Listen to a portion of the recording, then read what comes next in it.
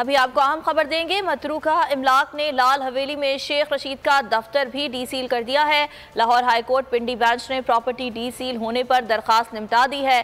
शेख रशीद की हमशीरा की दरखास्त पर जस्टिस वकास रऊफ ने समाअत की और अदालत से रुजू पर डिप्टी एडमिनिस्ट्रेटर ने रात गए प्रॉपर्टी को डी सील कर दिया। आपको आगाह कर रहे हैं कि मतरूका इमलाक हवेली में शेख रशीद का दफ्तर भी डी सील कर दिया है।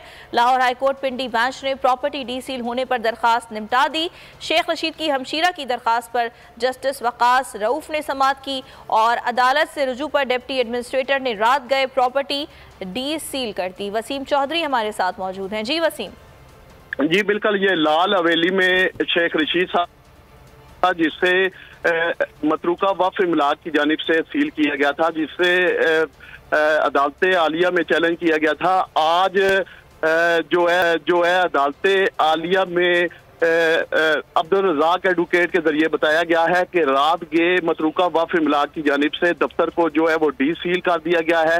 लिहाजा जो है वो जो शेख रशीद की हमशीरा है उनकी जानिब से जो दायर दरखास्त थी उसे वापस ले लिया गया है। केस की समाअत जो है वो जस्टिस वकास रऊफ मिर्जा की जानिब से की गई थी, जिसमें